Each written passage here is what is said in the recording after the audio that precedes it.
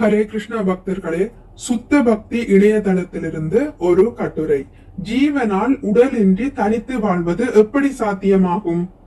நெருப்பையும் அதன் எரிபொருளையும் ஆத்மாவிற்கும் உடலுக்கும் ஒப்பிடும் உவமையை பொறுத்தவரை நெருப்பானது ஓரளவிற்கு அதன் எரிபொருளையே சார்ந்துள்ளது என்றும், எரிபொருளின்றி நெருப்பின் இருப்பை நம்மால் உணர முடியாது என்பதால் ஜீவனால் உடலின்றி தனித்து வாழ்வதும் உடலால் மறைக்கப்படுவதும் இறுதியில் அதிலிருந்து விடுபடுவதும் எப்படி சாத்தியமாகும் என்று இன்னமும் ஒருவர் கேள்வி எழுப்பக்கூடும். பரம புருஷரை பற்றிய அறிவாற்றலால், அதாவது வித்யா எனப்படும் பரம புருஷரை பற்றிய அறிவாற்றலால் மட்டுமே ஜீவனின் இயற்கையை ஒருவனால் தெளிவாக புரிந்து கொள்ள இயலும்.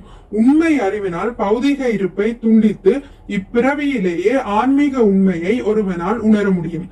ஸ்ரீல விஸ்வநாத சக்கரவர்த்தி தாகூரரின் கருத்துப்படி நம்முடைய இந்த பௌதிக வாழ்வு நம்மீதான ஒரு செயற்கையான திணிப்பாகும்.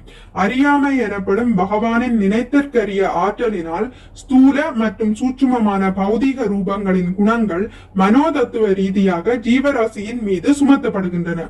தவறான இந்த தேகாபிமானத்தின் காரணத்தினால் மாயையான செயல்களின் ஒரு தொடரை ஜீவராசி தொடங்குகிறது. முந்தைய அத்தியாயத்தில் விவரிக்கப்பட்டது போல தற்போதுள்ள இந்த ஜட உடலானது அடுத்த உடலுக்கான கர்ம விதையை உண்டாக்குகின்ற ஒரு மரத்தை போன்றதாகும். ஆனால் அறியாமை எனும் இச்சுழற்சியை பகவானால் விவரிக்கப்பட்ட உன்னத அறிவினால் வெட்டித்தள்ள இயலும். துரதிர்ஷ்டவசமாக பரமபுருஷரிடம் பகைமை கொண்டுள்ள காரணத்தால் பகவானால் கூறப்பட்ட பூரண ஞானத்தை பந்தப்பட்ட ஆத்மாக்கள் ஏற்பதில்லை. மாறாக அவர்கள் ஸ்தூல மற்றும் சூட்சுமமான மாயையிலிருந்து மூழ்கி கிடக்கின்றனர். ஆனால் பகவானை பற்றிய அறிவை ஜீவராசி ஏற்றுக்கொள்வானாயின் அவனுடைய நிலை முழுமையாக சீர்திருத்தப்படும். பிறகு பகவானுடனான நேரடியான சகவாசத்தில் உள்ள நித்தியமான ஆனந்தமான அறிவுமயமான தனது உண்மையான வாழ்வு நிலைக்கு அவனால் திரும்பி செல்ல இயலும். ஸ்ரீமத் பாகவதம் 11ஆம் காண்டம் 10ஆம் அத்தியாயம் 10ஆம் பதம் பொருளுரை வழங்கியவர் ஸ்ரீல பிரபுபாதர். முக்கிய கருத்துக்கள்: நெருப்பு மற்றும் எரிபொருள் உவமை. நெருப்பு எரிபொருளை சார்ந்து இருப்பது போல தோன்றினாலும் நெருப்பு என்பது தனித்த ஒரு தத்துவம். எரிபொருள் இல்லாமல் நெருப்பை நம்மால் காண முடியாது என்பதை போல உடல் இல்லாமல் ஆத்மாவை நம்மால் காண முடியாது.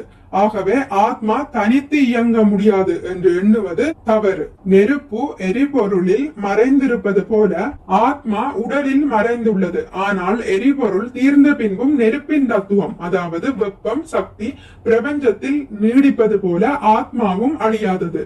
இரண்டாவது, அறியாமையும் உடல் திணிப்பும். ஸ்ரீல விஸ்வநாத சக்கரவர்த்தி தாகூரரின் கூற்றுப்படி இந்த பௌதிக வாழ்வு ஆத்மாவின் மீது திணிக்கப்பட்ட ஒரு செயற்கையான சுமை.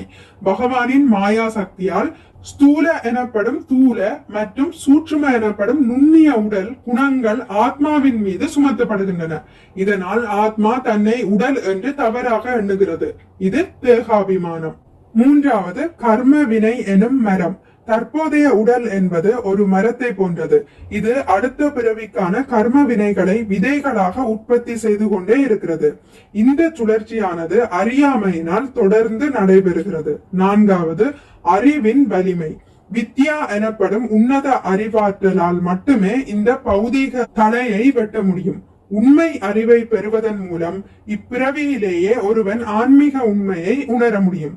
பகவான் வழங்கிய இந்த ஞானம் பௌதீக இருப்பை துண்டிக்கும் ஒரு கூர்மையான ஆயுதம் போன்றது. ஐந்தாவது, விடுதலையின் தர்க்கம்.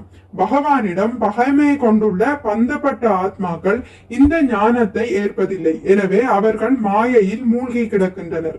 ஆனால் யார் ஒருவர் பகவானை பற்றிய அறிவை ஏற்றுக்கொள்கிறாரோ அவர் தனது உண்மையான நிலைக்கு திரும்புகிறார்.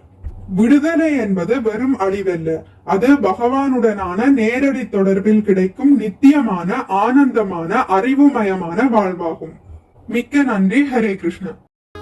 உங்களுக்கு இந்த வீடியோ பிடித்திருந்தால் லைக் பண்ணுங்கள், ஷேர் பண்ணுங்கள், சப்ஸ்கிரைப் பண்ணுங்கள்.